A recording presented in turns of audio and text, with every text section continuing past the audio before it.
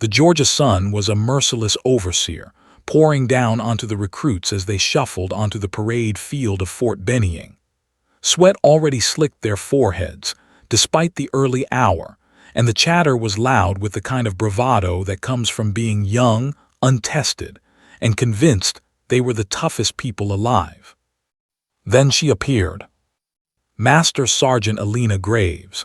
The name meant nothing to them. Yet as she walked past the formation, a strange silence rippled through the recruits.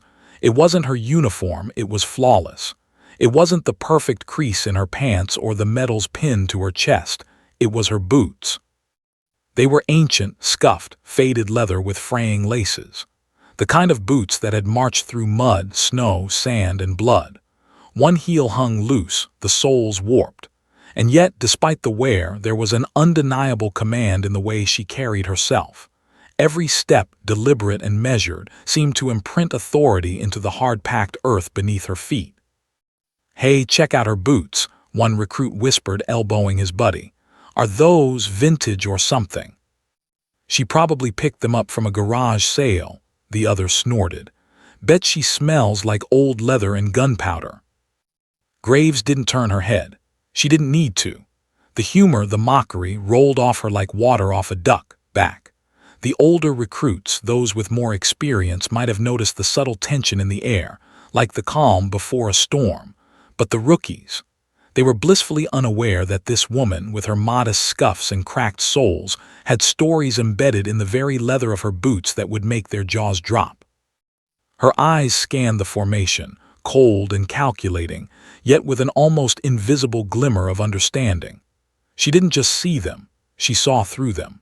Every nervous twitch, every overconfident smirk, every shallow breath of someone who thought they could bluff their way through military life. It was all catalogued silently in her mind. "Attention!" Her voice sliced through the morning heat. It wasn't a yell. It wasn't theatrics. It was a command of pure authority. The recruits straightened instantly, some snapping to rigid attention, others faltering slightly under the weight of the unexpected gravity. Graves began the inspection. She moved down the line with a precision that made even the cockiest private straighten his spine a little more. She inspected uniforms, boots, rifles, but she also watched their faces. She didn't just look at what they carried, she measured who they were. When she reached the last recruit, a scrawny kid with a nervous smile and a sweat-stained shirt, she stopped and studied him for a long moment. He tried to meet her eyes, to find some reassurance, some clue about what she expected, but all he found was a depth of experience he couldn't even imagine. "Private Carson," she said finally, her voice smooth but unyielding. "Your posture is poor. You'll correct it or I will." He swallowed hard. "Yes, ma'am." The rest of the formation watched silently, eyes darting between him and Graves. There was something magnetic about her, not in a showy way, not in a way that screamed leadership, but in a way that made you feel the consequences of failure even before you acted. After the inspection, Graves turned toward the ridge trail behind the base. The sun had risen higher now, burning off the morning haze, revealing the undulating hills and dense trees beyond. The recruits were to run it, 3 miles full gear in the Georgia heat. Most groaned audibly. "Morning formation complete," she said. "We run the ridge trail, move out." That was it. No encouragement, no pep talk. Just the truth, laid out cold and uncompromising. Some recruits exchanged looks. One of them whispered, "Is she serious?" Another shrugged. "Either she's crazy or she's testing us. Either way, this is going to suck." Graves watched them file into formation, shoulders set, faces still smug in the early naivety of youth. She felt a strange mixture of impatience and responsibility. She had been assigned to this group not because she was gentle, but because she had seen what unprepared soldiers looked like when the world got real. And she couldn't let them leave that morning without learning that lesson, even if it hurt. The run was brutal.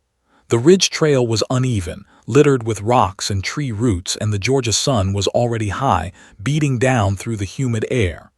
Boots pounded against the dirt, Breaths came in sharp gasps, and voices started cracking under the strain. Several recruits tripped, stumbled, or stopped entirely. But not Graves.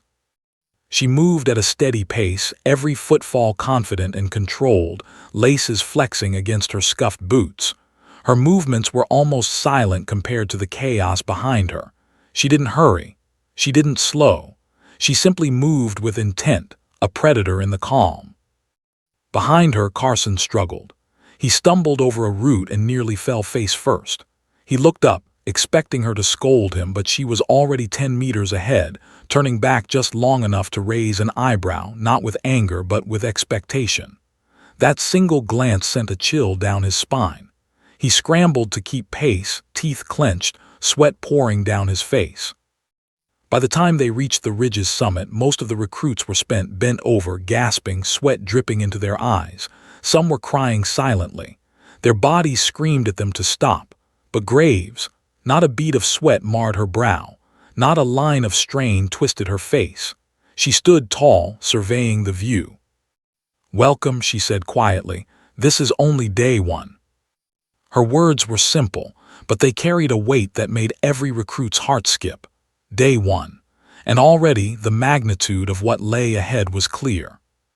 Later, back at the barracks, the recruits began settling in. Some collapsed on their bunks. Some sat silently, heads in hands, still trying to comprehend the morning's hell. Carson lingered near the back, glancing at the woman who had dominated the day with nothing but presence and old, scuffed boots. He noticed her carefully removing the leather, revealing the inner lining worn thin from decades of use. As she set them neatly under her cot, a faint metallic glint caught his eye, something small, heavy, and deliberate. Curiosity prided him. He leaned slightly closer, careful not to make a sound. His pulse hammered in his ears as he noticed something wedged deep in the leather, hidden from casual view. And in that moment, Carson realized he had stumbled upon something monumental. He didn't know what it was. He didn't know why it was hidden there. But he knew, instinctively, that it would change everything he thought he knew about Master Sergeant Graves. As he stared at the gleam in the worn lining, the air in the barracks felt heavier, charged with unspoken tension. Somewhere beneath the quiet hum of exhaustion, a story waited, a story that the recruits were not prepared to hear, a story stitched into the very leather of those boots, carrying the weight of courage, sacrifice, and unimaginable history. And Carson could almost hear her voice, calm but piercing in the back of his mind. "Some medals aren't worn, they're survived." The words lingered as he backed away quietly, heart hammering, unaware that tonight would not be an ordinary night in the barracks, and that what he had just glimpsed was only the beginning. Because Master Sergeant Elena Graves had walked through fire, blood, and death in boots that looked old, ordinary, and worn. But inside them lay a story no recruit was ready for. And Carson was about to find out just how extraordinary that story truly was. The next morning, the Georgia sun rose again over Fort Benning, harsher and more unforgiving than the day before. The recruits shuffled onto the parade field, faces slick with sweat and anxiety from yesterday's grueling ridge run. Whispers darted through the ranks. "Did you see her boots last night?" "Yeah, I thought I caught a glimpse of something inside." "Inside?" Private Liam Carson kept his head low, pretending to tie a lace on his own boot, though every nerve in his body was screaming. He had seen it, the glint of metal hidden in the frayed leather, and now he couldn't stop thinking about it. A medal of honor, in her boot. Why would anyone hide that? The recruit straightened as a shadow fell over the formation. It was her, Master Sergeant Elena Graves. She didn't yell. She didn't slam her hand against a rifle or scream at the sky. She simply walked to the front, her posture immaculate, her boots scuffed but commanding.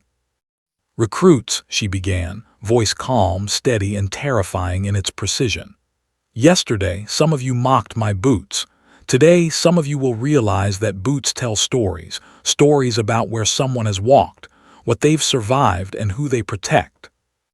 A murmur ran through the formation. Some recruits shifted uncomfortably. Others laughed nervously. Graves didn't flinch. Her eyes scanned each face with a sharpness that pierced through bravado and pretension. "You are here to become soldiers," she continued. "Not because you're strong, not because you're clever, not because your parents told you you were special. You are here to survive things you cannot imagine." Her words hit harder than any yelling could have. The recruits froze. It was one thing to endure the ridge trail. It was another to feel the weight of someone's life experience compress the air around you like a vice. Graves stepped closer. Her boots scuffed against the pavement. Every recruit instinctively straightened, some trembling slightly under the pressure of her gaze. "First exercise," she said, "is a field maneuver, weapons handling. You will pair off. Each team will crawl through the mud across the trenches and engage targets at 50 yards under time constraints. Accuracy will be judged. Discipline will be noted. Hesitation will get someone killed. Are we clear?" "Yes, ma'am," came the unified response. Some recruits exchanged glances. Crawling through mud with rifles didn't seem dangerous in training, but her tone suggested otherwise. Carson caught himself staring at her boots again, scuffed, worn, ordinary to anyone else, but he remembered the faint glint. He swallowed hard. "Carson, with me," she said, walking briskly to the muddy course. The field was chaos.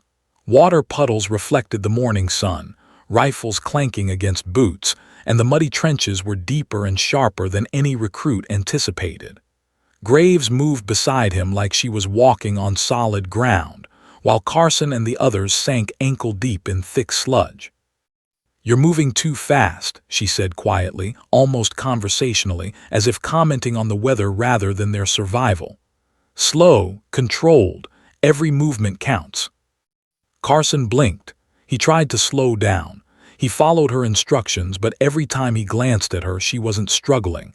Every step, every movement seemed effortless. She did not sweat. Her hands never trembled. Her rifle was an extension of her body, fluid and precise. "Ma'am," Carson whispered as they crawled under a low wire, "how are you?" "Alive," she interrupted, tone neutral, "because I survived more than you can imagine." Her words were almost casual, but in the way she said them they cut through him like a knife. There was no boasting, no ego, just truth. The recruits fell behind, gasping, their muscles screaming in protest. The mud clung to them like glue, the water soaked through uniforms, and yet Graves continued, moving like a predator across the battlefield, steady, controlled, and unwavering. Brooks, the cocky football player, slipped in the mud and nearly fell face first. Graves paused, turned slowly, and studied him. Her eyes narrowed, not in anger but in evaluation. "Again," she said, voice calm but steel sharp. "And this time don't waste energy struggling. Move deliberately or you'll fail." Brooks gritted his teeth and Carson noticed something. The recruits were afraid to fail, not because of punishment but because they could see the consequences in her eyes. Every mistake, every hesitation was catalogued. And somehow, just somehow, she could see survival. By the time they reached the far end of the course, soaked and exhausted, most of the recruits were on their knees. Mud smeared across faces and uniforms, hearts hammering, lungs burning. Graves stood at the finish line, calm and collected. She didn't breathe heavily. She didn't bend. She didn't even wipe her hands. "Good," she said. Her voice carried more weight than any cheer or clap could have. "But this is only the beginning. Discipline is forged in discomfort. Courage is forged in fear. And the battlefield is unforgiving to those who cannot adapt." The recruits swallowed hard. None of them dared to speak. None of them dared to laugh. Later at the barracks, exhaustion wrapped around everyone like a suffocating blanket. The recruits collapsed into bunks, muscles trembling, minds racing. Carson lingered near the edge of the room, unable to shake the memory of her boots and the faint glint he had glimpsed. Finally, curiosity overcame caution. He crouched near her cot, careful to remain unseen. His pulse hammered in his ears. His fingers brushed against the worn leather. There it was again, the faint metallic gleam buried deep within the frayed lining. He dared not touch it, not yet, but he could feel its weight in his imagination. A medal of honor. Carson's heart skipped a beat. He knew the gravity of such a medal, knew the stories whispered about soldiers who earned it, stories of heroism, sacrifice, and survival under impossible odds. And here it was, hidden inside her old boots, the kind of boots that no recruit had respected yesterday. He almost gasped, almost made a sound. But then he froze. Graves had appeared in the doorway, arms crossed, eyes sharp as knives, watching him. He hadn't even noticed her moving silently through the barracks. "You're curious," she said, voice quiet but precise. "And that is not a bad thing, but some curiosities carry consequences." Carson swallowed, frozen. She stepped closer, the weight of her experience pressing down on him like the humid Georgia air. "You've seen something you weren't meant to see," she continued. "And because of that, you'll want to know why I hide it. You'll want to understand what it took to earn it. But the truth is not comfortable. It is not safe. And it is not something you are ready for tonight." She reached down, adjusting her boots. The metal inside remained hidden, its presence almost sacred, a secret between her and the memory of everything she had survived. "Tomorrow," she said, "you'll begin to understand. But for now, remember this. Some medals are not worn to show the world. They are survived to remind the wearer that every step forward is earned." And with that she walked away, leaving Carson and the others in stunned silence. The recruits glanced at each other, some whispering, some simply staring. The ridge run, the mud, the exhaustion, they were all insignificant compared to the quiet storm of presence that Graves embodied.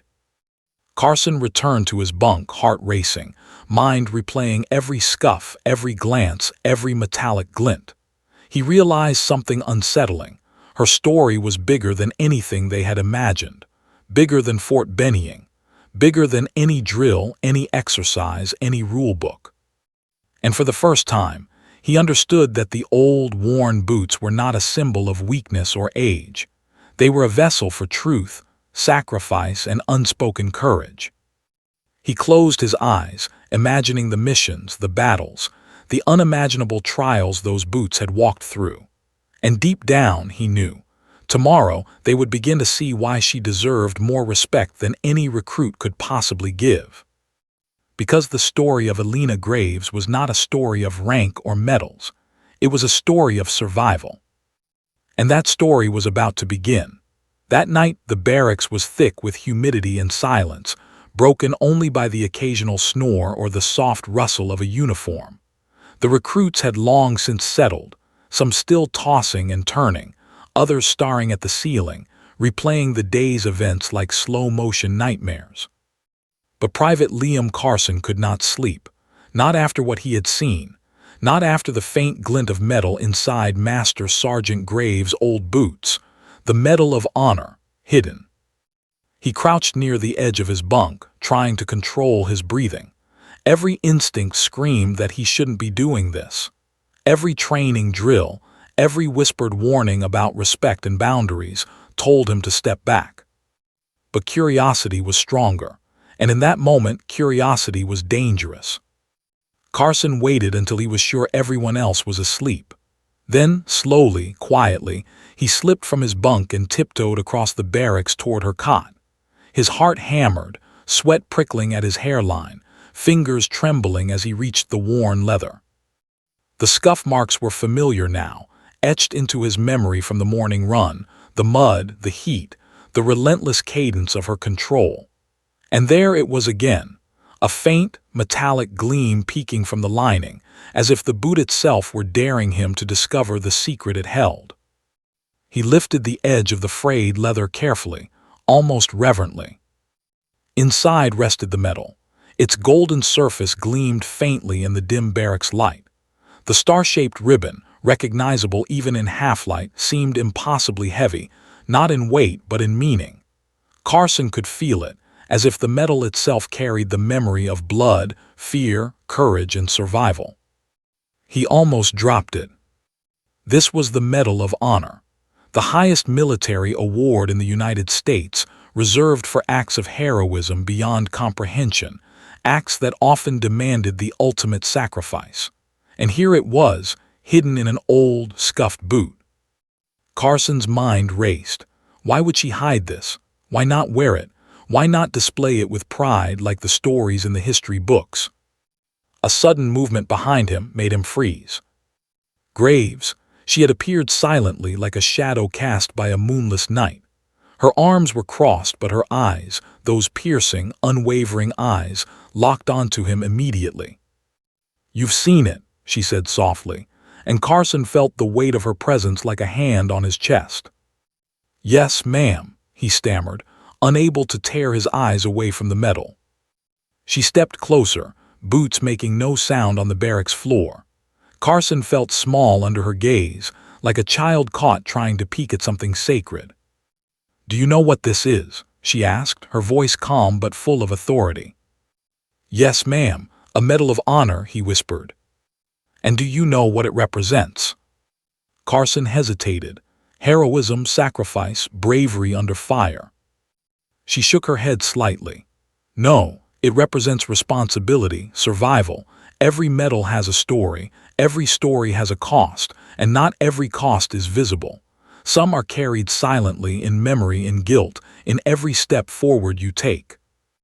Her hands moved almost imperceptibly, adjusting the medal inside the boot so it was hidden from view again. She did not scold him. She did not yell. Her authority did not need volume. It existed in the calm precision of her movements, the deliberate cadence of her speech, the way she occupied space without asking permission. "Since you've seen it," she said, leaning closer, "you will want to know why I keep it hidden. You will want to understand what it took to earn it. But some truths," she added, voice dropping almost to a whisper, "are not safe. And some stories are not yours to carry. Not yet." Carson's fingers twitched. His curiosity screamed at him. His respect demanded obedience. And yet the aura around her was overwhelming.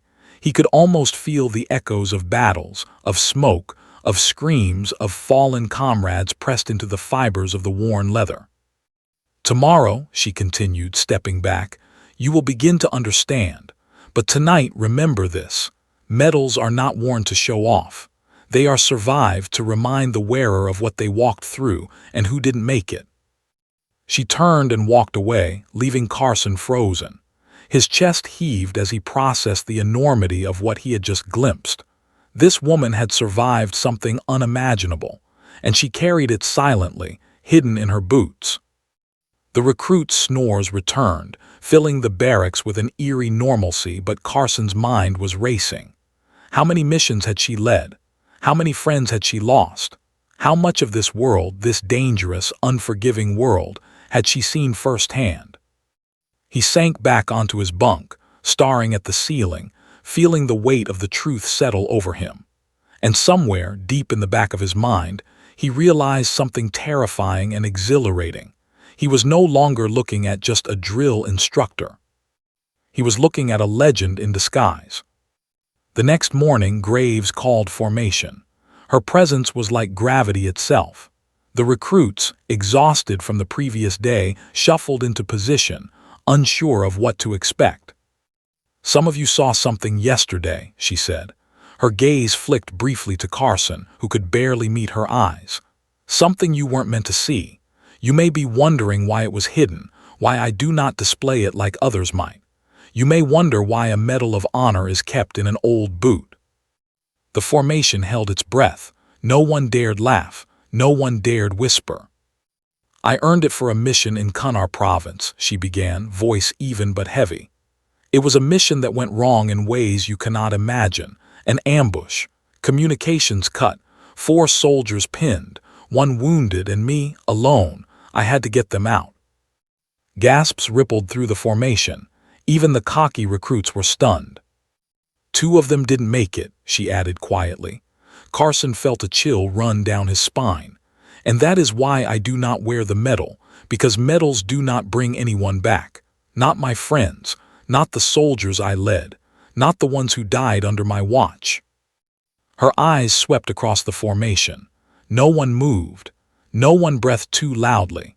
Her words were heavy with truth, with grief, with the kind of weight only someone who had faced death could carry. I keep the medal in my boot, she said finally, her voice low, because it reminds me of what I owe to them, to their families, to every soldier who survives because someone else didn't. The recruits' respect shifted in an instant. The smirks, the jokes, the laughter, it all vanished.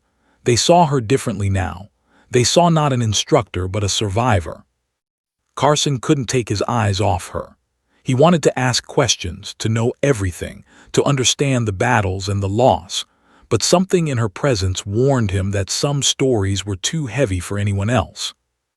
And just when he thought he might have a moment to breathe, Graves added something unexpected. There are other lessons beyond the rifle drills, the obstacle courses, the runs. Lessons about responsibility, about courage, about living when others cannot. And sooner or later you will carry some of that weight yourself. She turned on her heel, her old boots making that familiar scuff against the concrete, and walked away. The formation followed her eyes, transfixed, knowing that what they had glimpsed, her past, her medals, her experiences, was only the surface of the storm beneath her calm. Carson exhaled slowly, feeling the weight of anticipation and fear settle into his chest. Tomorrow, she would begin to reveal more, and he realized with an unfamiliar mix of dread and awe that nothing in their training had prepared them for what they were about to learn. Because this was not just a story of drills, discipline, or military exercises. This was a story of survival, sacrifice, and the unimaginable courage hidden in a pair of worn-out boots. And Carson, like the rest of the recruits, was only just beginning to understand how extraordinary Master Sergeant Alina Graves truly was. The morning sun burned a harsh light across Fort Benning's parade field, catching the sweat glistening on the recruits' foreheads. Yet the exhaustion of the previous days, ridge runs, weapons drills, mud-soaked crawls, felt insignificant compared to the gravity that now hung over the formation. The whispers of her Medal of Honor, glimpsed only by Carson, spread like wildfire in hushed tones. Master Sergeant Alina Graves appeared, her boots scuffing softly against the asphalt. She did not shout. She did not bark orders. She simply stood, letting her presence speak. And for the first time, the recruits were silent, sensing the weight behind the woman who had been silently shaping them. "Yesterday," she began, voice calm but firm, "some of you laughed at my boots. Some of you wondered why they were old, scuffed, worn out. Today you will understand that boots tell a story, and my boots have walked through fire." The recruits stiffened, the smirks of youth evaporating. Carson's eyes were fixed on her, remembering the faint glint hidden in the lining. He could feel his pulse in his throat. "I received the Medal of Honor for actions taken in Kunar Province," she continued, her voice steady but quiet enough that the recruits leaned forward instinctively, straining to hear. "It was a mission that went wrong, catastrophically wrong. What was supposed to be a routine extraction turned into a nightmare." Her gaze swept the formation, locking with each recruit in turn. She did not need to shout. The gravity in her eyes did the work for her. "The team I led," she said, "was ambushed. We were outnumbered, outgunned, and cut off from support. Communications failed, and in the chaos, 4 of my men were pinned down by insurgents. One was critically wounded." A murmur ran through the recruits. The reality of what she was describing was sinking in. This was no classroom exercise. This was life and death. "I was the only one who could reach them," she said, her jaw tightening, her voice dropping almost to a whisper. "And I did. I crawled under fire. I coordinated air support. I moved my soldiers to safety. Every step I took was measured, precise. Every breath was risked. I didn't panic. I didn't hesitate." Carson could feel the tension building around him. He could almost hear the echo of gunfire, the staccato of his heart matching the rhythm of some imagined battlefield. "But not all of us survived," Graves continued, her voice steady but heavy with sorrow. "2 soldiers did not make it, and that is why I do not wear the medal like others might. Medals do not bring the dead back. They do not erase the pain. They are not trophies. They are reminders of who didn't make it, who was lost under my watch." The recruits were silent. Brooks, who had mocked her on the first day, stared at her in shock, his usual arrogance gone. He could see, for the first time, the depth of the woman who had pushed them harder than anyone else could have imagined. "I keep the medal hidden in my boot," she said finally, her gaze dropping to the scuffed leather that had first drawn their ridicule. "Because every step I take must honor those who cannot walk anymore. Every step is a promise to those who gave everything. Every step is a lesson for those who follow."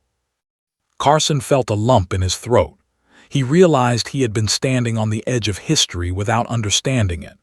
This was a living, breathing story of courage, sacrifice, and responsibility, and he, like the other recruits, was being called to witness it.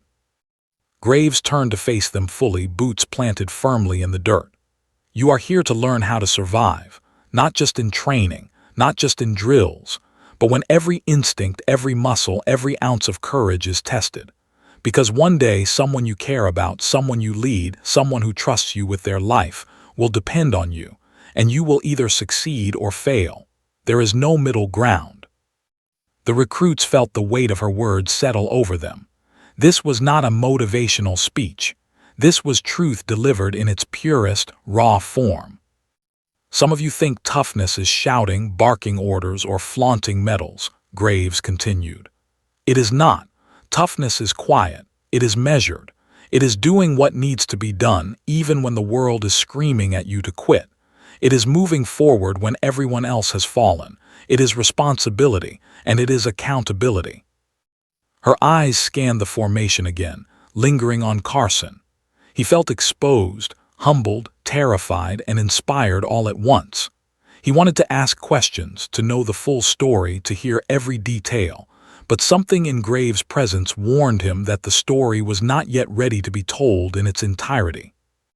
"And so," she said, her voice softening, "you will be tested. You will stumble. You will question yourselves. You will want to quit. And some of you will.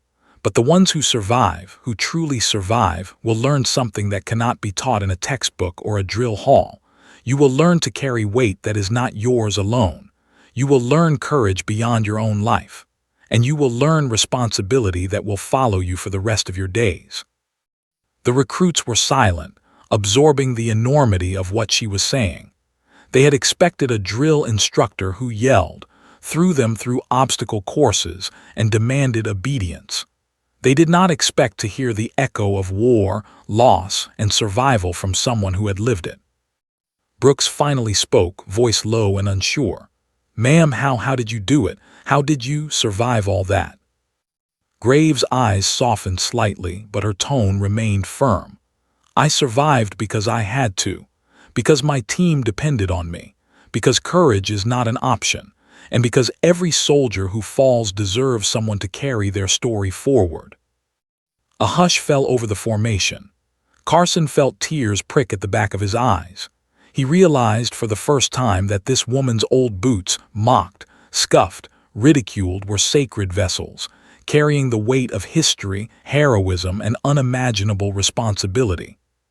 She took a step back, boots scuffing softly. "Tomorrow you will begin to understand what it truly means to carry weight, not medals, not accolades, not recognition. Weight, responsibility, courage, sacrifice, and you will carry it through every step of your life." She paused. Her eyes swept over them, hard, unyielding. "Some of you will fail. Some of you will not survive the lessons to come. But those who do will understand why my boots matter, and why the medal inside them is not a trophy but a reminder." The recruits stared at her, stunned, humbled, transformed. No one laughed. No one snickered. No one mocked. They saw her differently now, not as a woman in old, scuffed boots, but as a living testament to courage, resilience, and sacrifice. And then, without another word, she turned and walked away, leaving the formation in stunned silence. Carson could barely breathe. He looked down at her boots, scuffed and ordinary to anyone else, and felt a deep, unshakable respect. These were not just boots. These were witnesses to bravery, carriers of grief, and symbols of survival. And somewhere deep in the back of his mind, he realized something terrifying and exhilarating. He was standing in the presence of someone who had truly walked through hell and lived to teach others how to survive it. The morning drills continued, but the air had shifted. Every obstacle, every run, every drill felt heavier, more meaningful. The recruits moved differently now. They stumbled less. They pushed harder. They felt the weight of history, heroism, and responsibility pressing down on them with every step. And Carson, glancing at her old boots once more, realized this was only the beginning. The story of Elena Graves, the woman who had survived impossible odds, carried a medal of honor in secret, and walked through hell in boots no one respected, was far from over. And the recruits had no idea what trials awaited them next. Because survival, courage, and sacrifice were lessons that would be taught in blood, sweat, and fire, and the first chapter had only just begun. By mid-morning, the Georgia heat had reached an oppressive pitch. Sweat ran down the recruits' faces, dripping into their eyes, mixing with dust, dirt, and the exhaustion from the previous day's relentless drills. But there was something different in the air today, a shift in energy, an undercurrent of unease. Master Sergeant Elena Graves stood at the head of the field, her posture straight, boots planted firmly. Her eyes swept across the formation, catching the restless movements of the recruits who were beginning to realize that training with her was unlike anything they had imagined. "Today," she began, voice calm but commanding, "we test not just your strength, not just your endurance, but your judgment under pressure. Some of you think toughness is running faster than your peers, or throwing yourself through obstacles without pause. You are wrong. Toughness is knowing when to move, when to wait, when to act. And today, you will learn that the battlefield does not forgive mistakes." The recruits exchanged nervous glances. Most had thought they were ready for whatever she could throw at them. Some still clutched onto the arrogance of youth. Brooks, the cocky football player, stood taller than the rest, smirking as if he already knew he could handle anything. Carson, on the other hand, could barely keep his hands steady. The metal in her boot haunted his thoughts like a silent warning. Do not underestimate her. Graves clapped her hands once. Pairs move. The recruits scrambled to team up, muscles trembling from fatigue, brains fogged by exhaustion and fear. Carson found himself paired with Brooks. Brooks grinned, slapping him on the back with overconfidence. "Don't worry, rookie. I'll carry us through this one." Carson didn't respond.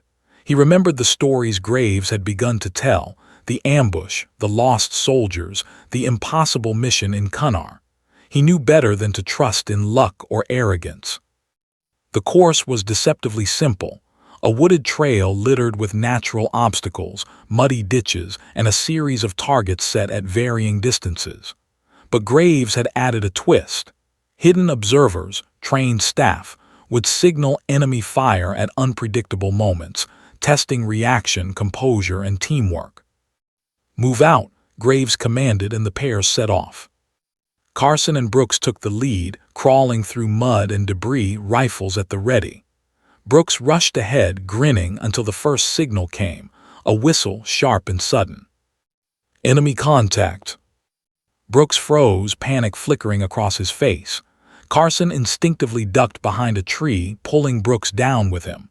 Bullets, simulated of course, but startlingly realistic, whizzed through the air. Brooks' smirk vanished. "Focus," Carson shouted, voice trembling. "Watch the signals, move deliberately." Graves observed from a distance, her expression unreadable. She did not intervene. She let them navigate the danger, letting mistakes teach lessons more powerful than words could convey. Brooks, flushed with embarrassment, stumbled over a tree root, nearly falling into the mud. Carson grabbed him, yanking him upright. "You can't just rush through this," he hissed. You've got to think, measure your moves, live through it. The whistle blew again. Enemy sniper. This time Carson led, carefully maneuvering them behind cover.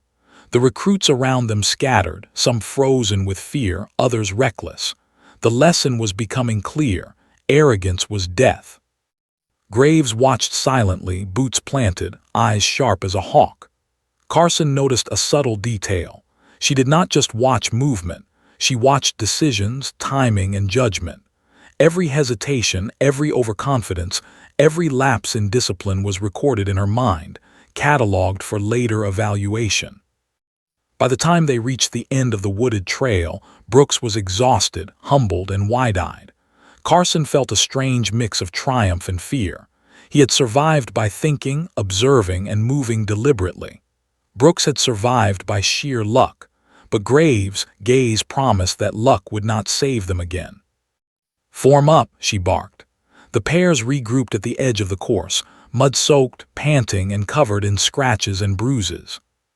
Graves circled the formation, examining each recruit, her eyes lingering on the nervous and the arrogant alike. She stopped in front of Brooks. "You rely on strength and bravado," she said, voice calm but cutting. "Strength without judgment is worthless. Bravado without discipline will get you killed.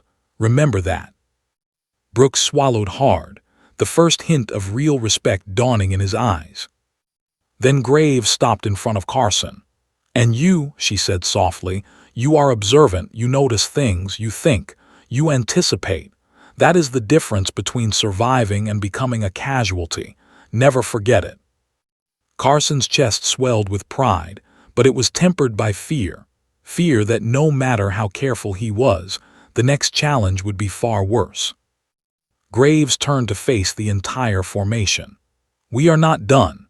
You have survived the first test of judgment, but now we begin the test of courage. You will not only face obstacles, you will face fear itself. The fear that freezes you, that clouds your mind, that makes you doubt your own survival." The recruits exchanged uneasy glances. Some whispered to each other. Carson felt his pulse quicken, knowing this would push them beyond anything they had experienced. Graves began explaining the next exercise, a simulated night operation in near-total darkness.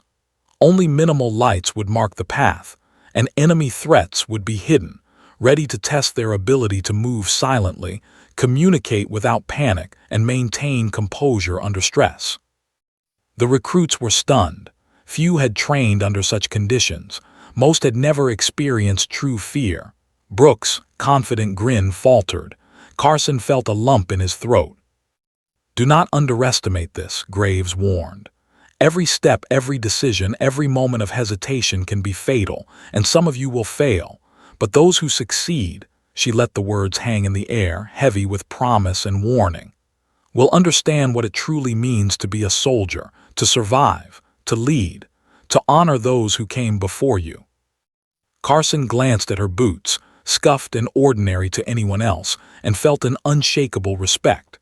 Every mark, every crease, every worn section of leather was a testament to the countless missions, the battles, the pain, and the survival she carried silently. The metal hidden inside them was not just an award. It was a reminder of what it cost to endure and prevail. As night fell and the recruits prepared for the operation, the tension was palpable. Fear and anticipation mixed in the humid air, and Carson could feel it pressing down on him. Every recruit was aware of the weight of her expectations. Every step forward was a step into the unknown. And just before the darkness swallowed them, Graves walked past Carson, pausing briefly. Her eyes met his, and for a fleeting moment he felt the full weight of her story, her courage, and the hidden medal of honor. "Survive this," she said quietly, almost to herself, "and you'll understand why some boots are worn and some medals are hidden." The recruits lined up for the night exercise, hearts pounding, minds racing. Carson glanced around at his peers, realizing that nothing in their lives had prepared them for what lay ahead. And in the shadows, the scuffed leather of Graves' boots seemed to carry a warning. That fear was real, courage was earned, and survival demanded everything. The night operation began. The forest seemed alive with menace, every rustle and snap amplified by adrenaline. Carson led his team, cautious but deliberate, aware that every step could be their last if they lost focus. Brooks stumbled beside him, now silent and alert, stripped of arrogance by the relentless lessons of the past days. And as they moved through the darkness, the recruits realized something undeniable. Master Sergeant Alina Graves had broken their arrogance, and they were beginning to understand the true meaning of courage. Darkness fell over Fort Benning like a heavy curtain. The forest beyond the training grounds was no longer just trees and dirt. It had become a maze of shadows, mud, and hidden dangers. Every rustle of leaves, every snap of a twig, amplified 1,000 times by the recruits' racing hearts. Master Sergeant Alina Graves stood at the edge of the formation, her silhouette sharp against the faint moonlight. Her boots, scuffed and worn from decades of service, made no sound against the packed earth. She didn't speak. She didn't need to. Her presence alone was a warning. Tonight, they would be tested beyond endurance, beyond training, and into the very core of their fear. Carson felt the weight of her gaze as he crouched in the shadows beside Brooks. Every muscle was taut, every nerve firing.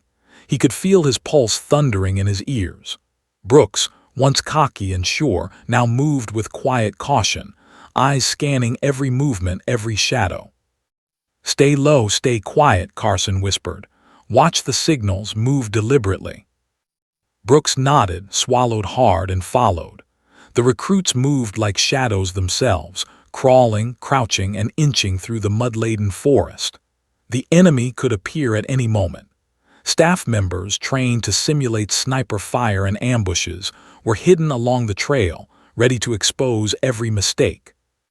Then came the first signal, a sharp whistle followed by the staccato sound of blank rounds. "Enemy sniper," the voice echoed across the clearing. Recruits froze. Some panicked. Some hesitated.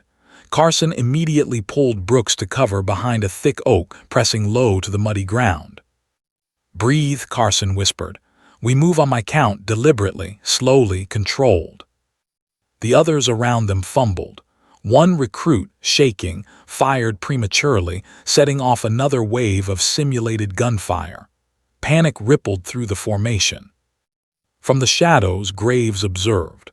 Her face betrayed nothing, but her eyes were sharp as steel. Every hesitation, every misstep was noted. She had walked these same paths in actual combat under real fire, where mistakes meant death. And tonight, she was giving these recruits a glimpse of that reality, without sparing anyone. Carson led Brooks forward, crawling through the mud under low branches, ducking under wires strung across the path.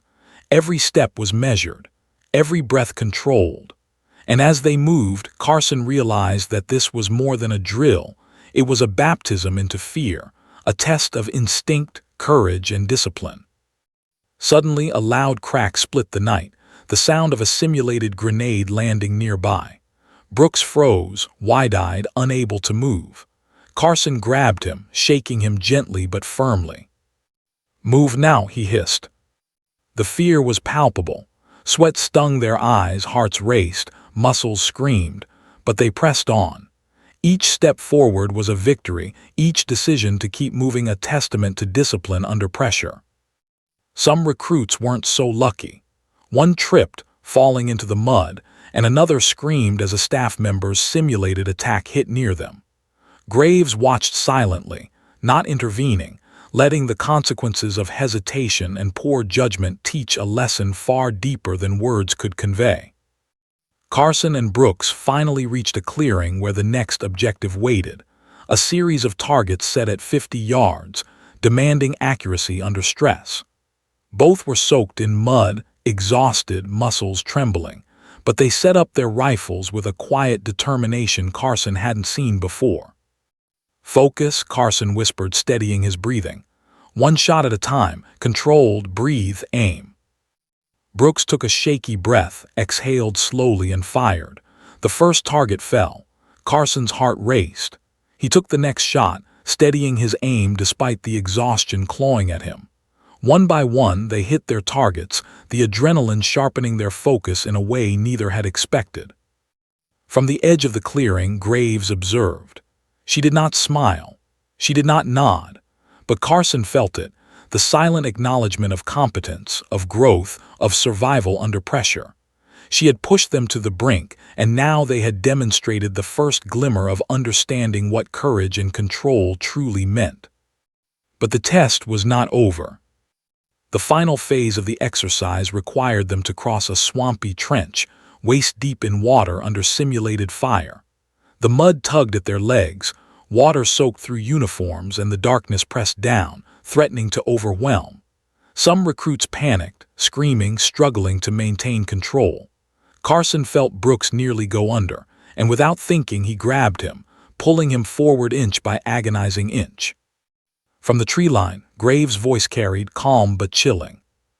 Keep moving, hesitation kills, fear paralyzes, decide, act, survive. Carson and Brooks finally reached the far bank, collapsing into the mud, gasping, hearts hammering. Around them the recruits were scattered, some victorious, some broken, some shaking uncontrollably. Graves walked among them, boots leaving quiet impressions in the mud. She knelt beside one recruit who had frozen, gently placing a hand on his shoulder. "Fear is not weakness," she said softly. "It is a warning, heed it, learn from it, move forward anyway." Carson looked at her, eyes wide, realizing that everything she had taught, the ridge run, the weapons drills, the judgment tests, culminated in this moment. She was preparing them not just to follow orders, but to survive under chaos, under fear, under real pressure. And then she paused near Carson, scanning the field. Her eyes locked with his, and for a fleeting second he felt the weight of the Medal of Honor again. The lives it represented, the battles it had witnessed, the courage it demanded. "You've done well," she said quietly, almost to herself. "But this is only the beginning. Some of you will break. Some of you will rise. Some of you will understand what it means to carry weight, and some will never see it coming." The recruits returned to the base, soaked, trembling, exhausted, but alive. Some were crying silently, others gritting their teeth in silent triumph. The air was thick with unspoken respect and awe. Brooks, sitting next to Carson, finally spoke, voice low and reverent. I get it now. The boots, the stories, everything. She's not just an instructor, she's..." Carson nodded, unable to find words. He felt the same. She was a living testament to survival, courage, and the unimaginable weight of responsibility. Graves returned to her quarters quietly, boots scuffing softly against the floor. Carson noticed her pause by the bed, removing one boot and gently opening the worn leather lining. The Medal of Honor gleamed faintly in the dim light, just as it had before. He caught a glimpse from the doorway, and it struck him. This was more than a symbol of heroism. It was a reminder that every step forward, every survival, every moment of courage came at a cost. And as he backed away quietly, he realized that the real lesson had only just begun. Because tonight had tested them physically, mentally, and emotionally. And tomorrow, Graves would test something far harder: their wills, their judgment, and their courage to face fear without flinching. The Medal of Honor remained hidden in her boot, a secret that carried the weight of sacrifice, survival, and history.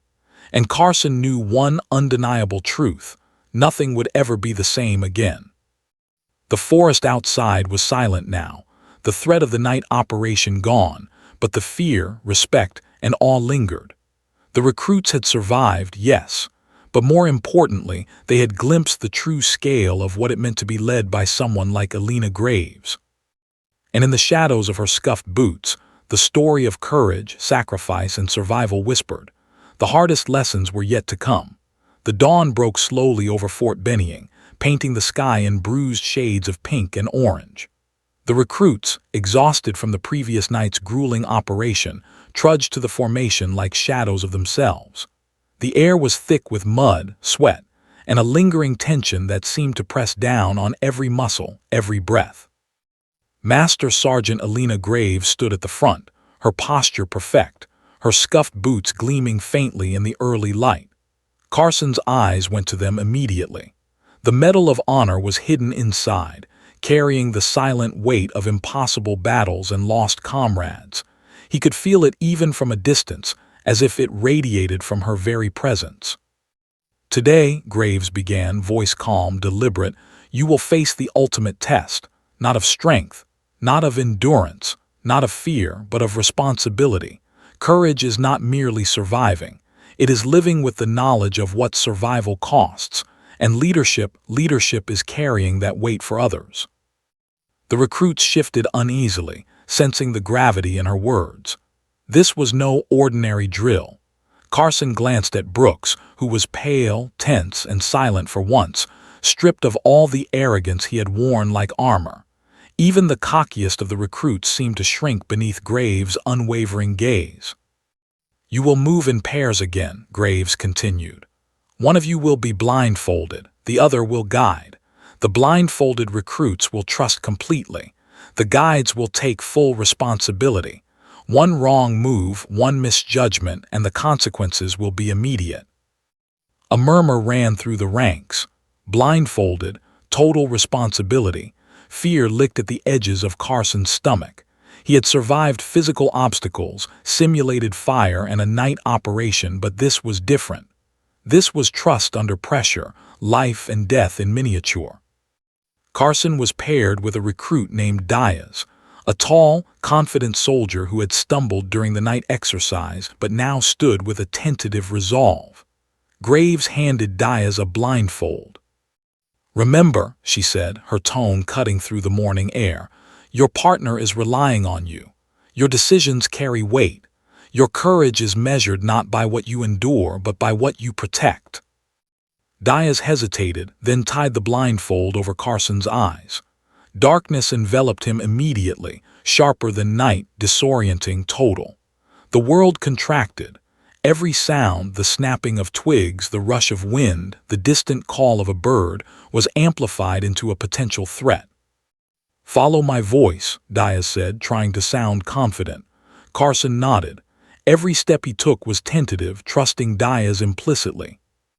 Graves followed silently, observing every movement, every hesitation, every flicker of fear. She had lived this lesson in real combat, guiding wounded soldiers, making split-second decisions that determined who lived and who died. She did not need to intervene, she only needed to watch. The obstacle course was deceptively simple, a narrow path through mud and roots, scattered with obstacles designed to test balance and judgment. But for Carson, blindfolded and reliant on Diaz, every step was a test of trust and courage. A twig snapped under Carson's foot. Diaz froze. Carson tensed, feeling panic rise like smoke in his chest. "Move slowly," he whispered, "step by step." Diaz nodded, leading him deliberately, carefully. The other pairs moved through the course, some faltering, some scrambling, some silent with fear. Carson could hear others stumble, hear the quiet, controlled breathing Graves demanded, and feel the pressure pressing down on every nerve. Halfway through the course, Carson felt himself slipping, the mud giving way beneath him. Diaz caught him, steadying him, their combined weight threatening to tip them into the muck. "You're responsible," Graves' voice rang out, calm but hard. "Every action counts. Every misstep is yours to correct." Carson exhaled, forcing himself to focus, to trust, to survive this together. He realized in that moment that courage wasn't just physical. Courage was holding yourself accountable for another person's life. They reached the final obstacle, a narrow log spanning a shallow trench. Carson froze, blindfolded, the mud slick beneath his boots. Diaz gripped his arm, guiding him forward. Every step was nerve-wracking. Every sway of the log threatened disaster. "Trust me," Diaz whispered. "I do," Carson replied, heart hammering. Step by step they crossed. The trench ended and Carson removed the blindfold. He blinked against the light, chest heaving. Around them some recruits had faltered. Some had fallen. Some had trembled uncontrollably. But he and Diaz had survived together. Graves approached, boots scuffing softly. She stopped in front of Carson, placing a hand lightly on his shoulder. You carried responsibility well. You understood that courage is not just surviving danger, it is protecting others, even when the weight of that responsibility threatens to crush you. Carson nodded, humbled. He glanced at her boots, scuffed and ordinary to anyone else, and felt the enormity of her story again. The medal of honor hidden inside, the battles it represented, the lives it symbolized. Brooks, standing nearby, approached Graves hesitantly. His voice was low, almost reverent. "Ma'am, I understand now. The boots, the medal, everything. You've carried more than anyone here could imagine." Graves nodded once, her face calm but eyes sharp. "And now you will begin to carry something of that weight yourselves. Not medals, not recognition, responsibility, courage, sacrifice. The lessons do not end here. They will follow you for the rest of your lives." The recruits were silent, absorbing the gravity of her words. Carson realized that everything, the drills, the ridge runs, the night operation, had been preparation. Each step, each challenge, each lesson was designed to teach them what it meant to survive, to lead, and to carry the weight of those they are responsible for. Graves returned to her quarters later that evening. Carson lingered outside, watching her as she removed one boot and opened the lining to reveal the Medal of Honor again. The golden star gleamed faintly, almost as if it were alive, carrying the memory of Cunnar, the lives lost, the courage endured. He understood now that the medal was not an award to show others. It was a reminder of sacrifice, responsibility, and the burden of courage. And in that moment, Carson felt the first stirrings of a deep, unshakable respect for the woman who had trained them, challenged them, and survived what most could not imagine. As night fell and the barracks grew quiet, Carson reflected on the lessons of the day. Courage was not a feeling. It was a choice. Responsibility was not a burden to be avoided. It was a measure of character, tested in moments of fear and uncertainty. And he knew, deep in his heart, that the final lesson, the one that would etch itself into memory forever, was yet to come. Because the story of Elena Graves, the woman with scuffed boots hiding the Medal of Honor, was far from over, and the recruits were about to face the ultimate test of survival, courage, and respect for the lives those boots had carried. The sun hung low over Fort Benning, casting long shadows across the parade field. The recruits were lined up, mud-streaked and exhausted, hearts still racing from the night exercises and the day's relentless trials. But there was a quiet tension in the air now, heavier than fatigue or fear, a mixture of anticipation, awe, and unspoken understanding. Master Sergeant Elena Graves appeared at the head of the formation, her posture impeccable, boots scuffed and familiar, carrying the invisible weight of battles and sacrifices no one present could truly comprehend. The Medal of Honor rested hidden in her boot. Its presence felt more than seen. "Today," she began, her voice calm but resonant, "you will witness the truth of what courage, responsibility, and sacrifice really mean. You have trained, struggled, and survived. You have learned to trust, to endure, and to carry responsibility. Now, it is time to understand why some lessons are hidden until the moment they must be revealed." She stepped forward, pulling a small, worn box from her pocket. The recruit's eyes widened, the suspense building. Graves knelt down, carefully opening the box. Inside, glinting under the fatting sun, rested the Medal of Honor in all its golden brilliance. Carson's breath caught, Brooks' jaw dropped. The entire formation went silent. "This medal," Graves said, her voice almost trembling with the weight of memory, "was earned in Cunnar Province, Afghanistan. It was not given for glory. It was given for survival, leadership, and sacrifice under circumstances most of you cannot imagine." The recruits leaned in instinctively, as if drawn by the gravity of the story that was about to unfold. "The mission," she continued, "was an extraction operation that went horribly wrong. My team, 4 soldiers, was ambushed. Communications were cut. Enemy fire was relentless. One of my men was critically wounded, pinned under fire. 2 others were killed before I could reach them. And she paused, swallowing hard. I carried the remaining soldiers to safety under fire, knowing that every decision I made could be the last. A collective shiver ran through the recruits. They could almost see the chaos she described, the smoke, the bullets, the screams, the desperate calculation of every step to save her team. I do not wear this medal on my chest because medals do not bring back the fallen. They do not erase the pain. They do not honor the sacrifices of those who gave their lives. I keep it in my boot as a reminder that survival carries responsibility, that courage comes with consequences, and that the weight of leadership is heavier than any award. Carson felt his throat tighten. He glanced at Brooks, who was pale and silent, his arrogance stripped completely away. The lesson was no longer theoretical. The medal was not a trophy, it was a testament, a living memory of the cost of courage. Graves stood holding the medal before the recruits. Every one of you has walked a path of fear and responsibility. You have stumbled, you have grown, but today you see what it means to survive beyond yourself, to carry the lives of others on your conscience, your decisions, your actions. This is what the Medal of Honor represents, not victory, not recognition, but survival under impossible odds and the promise to honor those who do not make it.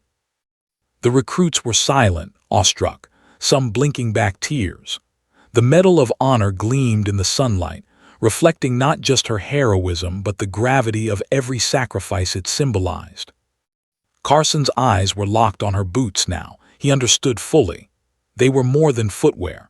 They were a vessel of memory, courage, and endurance. They had carried her through impossible missions, through fire and blood, and now through the training of a new generation. Brooks stepped forward hesitantly. "Ma'am, I never understood before. The boots, the way you moved, the way you tested us, everything, it was to prepare us for this." Graves looked at him, eyes softening but unyielding. "Exactly. Courage is not taught with medals. Responsibility is not given in words. It is earned through endurance, judgment, and the willingness to survive and protect others when the stakes are highest." The recruits were silent, absorbing the weight of her words. Carson felt it deep in his chest, a pressure and clarity all at once. He understood why she had hidden the medal, why she had been relentless in training them, why every scuff, every command, every lesson had carried the invisible weight of real warfare. "Now," Graves continued, "you have a choice. You can walk away from these lessons, go back to a world that does not test courage, that does not demand responsibility, that does not weigh the lives of others against your own. Or you can carry them forward. Carry the knowledge, the weight, and the courage, and honor it with action." A hush fell over the field. Carson felt a surge of resolve unlike anything he had experienced. He had stared fear in the face, endured the night operation, and survived challenges that had stripped the arrogance from even the strongest recruits. Now, he understood what it truly meant to be a soldier, a leader, a survivor. Graves lowered the medal into her hand, then tucked it back carefully into her boot. "This is not the end of your training," she said. "It is the beginning. Every decision, every step, every challenge will test you, and when you fail, and you will rise again. You will survive, and you will honor those who cannot." The recruits stood taller now, not because they had been commanded, but because they understood what courage meant. They had seen it, they had felt it, and they had walked alongside it. Carson glanced at Brooks, who now nodded silently, a mix of humility and respect shining in his eyes. The arrogance had been replaced with comprehension. The lesson had been learned. And then, with a sharp clap, Graves barked a final order. "Dismissed. But remember this moment. Remember what it means to carry responsibility, to endure fear, and to survive. And never forget, the real test is not here on this field. It is out there in the world where lives depend on your courage and judgment." The recruits filed out, mud-streaked, exhausted but transformed. Carson lingered a moment longer, watching her remove one boot and gently polish the scuffed leather. He understood the weight she carried. The medal, hidden in the worn boot, was not just an award. It was a reminder of sacrifice, leadership, and the unimaginable courage required to survive. For Carson, Brooks, and the others, the lesson was clear. True heroism is measured not by recognition, but by the lives protected, the burdens carried, and the courage to survive and lead in the face of impossible odds. As he walked back to the barracks, Carson felt something shift deep inside him. The fear, the exhaustion, the challenges, they had forged him, reshaped him, prepared him for a world that demanded strength, judgment, and endurance. He glanced once more at her scuffed boots, glinting faintly in the evening light. The medal remained hidden, but its story, her story, was now imprinted on every recruit present. And for the first time, Carson understood something he had never truly grasped before, that true courage is not displayed for applause. It is carried silently, every day in worn boots and heavy hearts, by those who survive when others cannot. The story of Master Sergeant Elena Graves, the boots, the medal, the sacrifices, would stay with him forever. And in that moment, he realized that he was no longer just a recruit. He was a witness to real heroism, and he had been given the chance to carry a fraction of that weight forward. The sun set over Fort Benning, painting the sky in deep purples and golds, as Carson and the recruits filed back to their barracks. The Medal of Honor remained hidden, a secret treasure in worn leather. But its story, the story of courage, sacrifice, and responsibility, had been revealed in a way no lesson, no drill, no book could ever convey. And in the quiet that followed, one truth remained. The boots had walked through fire, the medal had been earned, and the lesson of survival had been delivered to those who were ready to carry it forward. The recruits had laughed once. They had doubted. They had mocked. But now every one of them understood the cost, the courage, and the legacy hidden in a pair of old, scuffed boots. And for Elena Graves, it had been worth every step.